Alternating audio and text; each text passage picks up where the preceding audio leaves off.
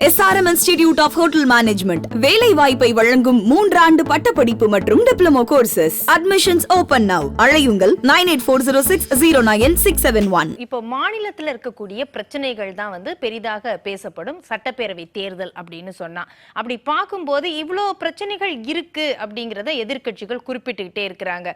ஒரு விலைவாசி உயர்வா இருக்கட்டும், MSMEக்கான ஒரு அந்த மின் உயர்வா இருக்கட்டும், கட்டண உயர்வா இருக்கட்டும், அதே மாதிரி மாதந்தோறும் நாங்க மின் கட்டணம் எடுப்போம் அப்படிங்கிறது பெருசா எதிர்பார்க்கப்பட்ட ஒன்று. மக்கள், அது நடுத்தர மக்கள் ரொம்ப எதிர்பார்க்கப்பட்ட ஒன்று. அதெல்லாம் இன்னுமே நிறைவேற்றப்படலை. அப்ப இது எல்லாத்தையும் தாண்டி இந்த மாநில சுயாட்சி, எங்க மாநிலத்தை மாற்றாந்தாய் மனப்பான்மையோட பாக்குறாங்க, எங்களுக்கு GST நிலுவைத் தொகை இருக்கு அப்படிங்கிற பிரச்சாரங்கள் எல்லாம் இவங்களுக்கு வெற்றியே தந்துடுமா?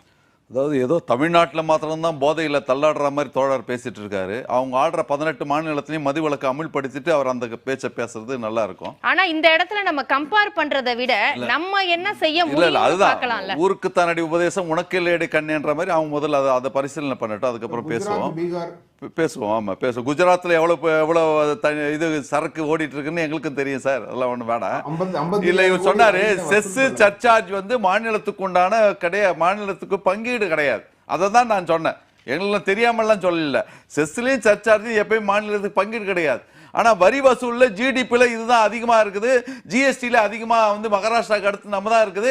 நமக்கு உண்டான பங்கீடு வரலாம். அந்த மாற்றாந்தாலும் வேற என்ன, அதுதான் மானியமா வருதுங்கிறாரு. என்ன மானியமா வருது அப்படிங்கறத ஜல் ஜீவனா வருதுங்கறாரு. பட்ஜெட்ல சொல்லுங்க. நம்ம வந்து இந்த விவாதம் சரி சார் பேசி முடிச்சிரேன் சார். பிரைம் மினிஸ்டர் எல்லாத்தையும் சொன்னாரு, செல்வகுமார் கணக்கு வழக்கெல்லாம் சொன்னாரு. Prime minister care Selvakumar sir ஒரு நிமிஷம் இருங்க சார், அவசரப்படாதீங்க. பிரைம் மினிஸ்டர் கேர்னு ஒரு ஃபண்ட் இருக்குது. அந்த ஃபண்டு ஏன் வந்து இன்னைக்கு வந்து RTI கவரேஜுக்கு வெளியில இருக்கு? அதை சொல்றதுக்கு நான் பயம். இந்த முதலாளிகள் 24 லட்சம் கோடி கடன் கார்பரேட் செக்டாருடைய கடனை தள்ளுபடி பண்ணாங்களே, அதுக்கு உண்டான சலுகைகளை அவர்கள் பிரைம் மினிஸ்டர் ஃபண்டில் போட்டு வைத்திருக்கிறார்கள்.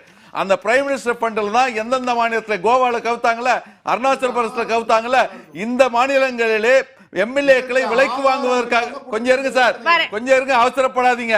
நீங்க பேசும்போது நான் பேசாம இருந்தல, கொஞ்சம் அவசரப்படாதீங்க. எல்லாம் இருக்கு. பிரைம் மினிஸ்டர் கேருக்கு RTI கவரேஜ் இருக்கா இல்லையா நீங்க சொல்லுங்க.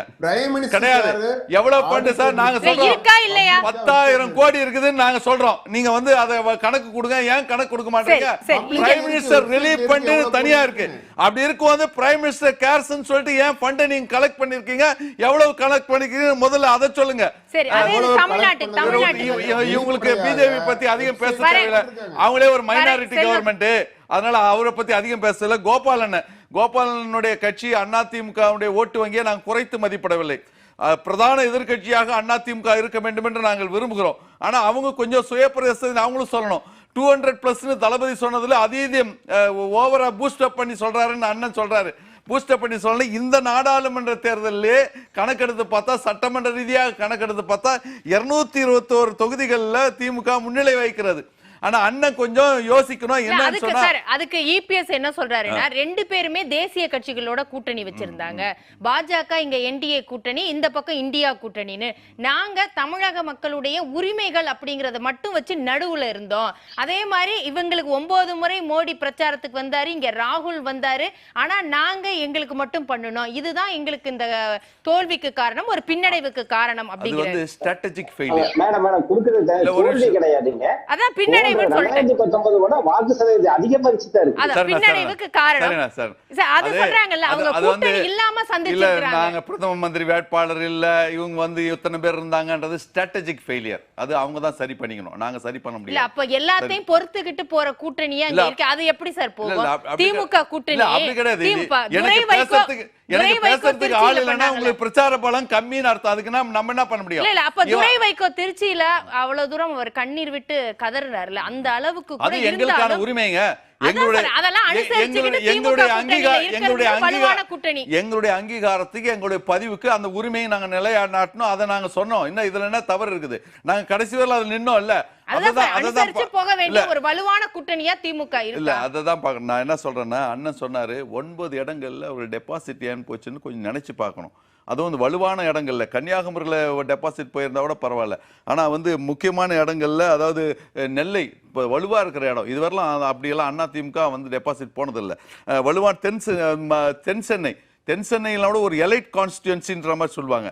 அதுக்கு பிறகு வந்து தேனியில வந்து ஏன் டெபாசிட் போச்சுன்னு அவங்க யோசிக்கணும். ஒருவேளை தினகரன் நின்றதால போயிச்சான்னு அவங்க சொல்லணும்.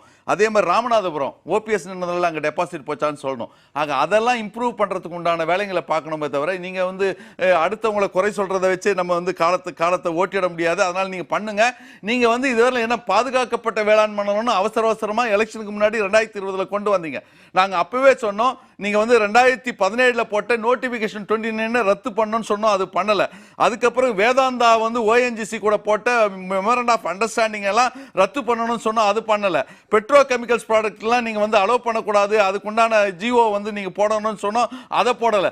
அதை போடாமல் அதை நிறைவேற்றாமே பாதுகாக்கப்பட்ட வேளாண் மண்டலம் கொண்டு வந்ததை அவங்க சொல்லிட்டு இருக்காங்க. யார் இப்போ ஃபால்ஸ் ப்ராமிஸ் பண்றதுன்றது அவங்க வந்து மனசாட்சியில கை வர்றாங்களா சார்? பாதுகாக்கப்பட்ட வேளாண் மண்டலத்துல இப்போ வந்து வேற ஏதாவது செயல்பாடுகள் இருக்குதா? பெட்ரோ கெமிக்கல் ஹால்டியான்னு அவங்க இருக்கும்போதே அதுக்குண்டான ஒப்பந்தத்தை அது பாதுகாக்கப்பட்ட வேளாண் மண்டலம் திமுக வந்ததுக்கு அப்புறம் தான் அது உள்ள வர்றாங்கங்கறாரு. இல்ல 2017 ஹால்டியா நிறுவனத்துக்கு கூட 50,000 கோடிக்கு மெமரண்ட் ஆஃப் அண்டர்ஸ்டாண்டிங் போட்டது அவங்க போட்டுட்டு போயிட்டாங்க. எப்படி வந்து ஒப்பந்தம் இருக்கும்போது அது மாற்று எப்படி வர முடியும்? ஆக அந்த அடிப்படையில் இருக்குது. இவங்க வந்து விவசாயிகளை பத்தி விவசாய சட்டங்கள் வரும்போது என்ன சொன்னாங்கன்னா, விவசாயிகளுக்கு நல்லதா இருக்குது, அவங்களுக்கு நிறைய அதுல வந்து வாய்ப்புகள் இருக்குது, நன்மை தான் இது அப்படின்ற மாதிரி சொன்னாங்க. ஆனா அதுக்கு பிறகு ஒட்டுமொத்த 700 பேர் இறந்த பிறகு விவசாய சட்டங்களை ரத்து பண்ணணும்னு சொல்லிட்டு சட்டசபையில தளபதி அவர்கள் தீர்மானம் கொண்டு வந்த பொழுது கூட பிஜேபி கூட இவங்க வாக் அவுட் பண்ணாங்க. அதை கூட எதிர்த்து நிக்கல. தொழிலாளர் நல சட்டங்கள் 29 சட்டங்கள் நிறைவேற்றினாங்க. இதுவரை கண்டனம் கூட தெரிவிக்கல. மாத்திரமல்ல திமுக இருக்கிறதுனால ஒரே நிமிஷம் ப்ரீ பப்ளிகேஷன் கெசட் பப்ளிகேஷன் இல்லாம அது நிறுத்தி வச்சிருக்காங்க. சிஏஏ கேரளா மாதிரி நாங்க நிறுத்தி வைப்போம்னு சொன்னாங்க. சிஏஏக்கு இன்றைக்கு வந்து இஸ்லாமியர்களுக்காக பேசுகின்ற அதிமுக ஆனா கடந்த அந்த சட்டம் நிறைவேற்ற 2019 ஜனவரியில கொண்டு வரும்போது 13 நாடாளுமன்ற உறுப்பினர்கள் அவங்க ஓட்டு போட்டாங்க. ஏன் ஓட்டு போட்டாங்க?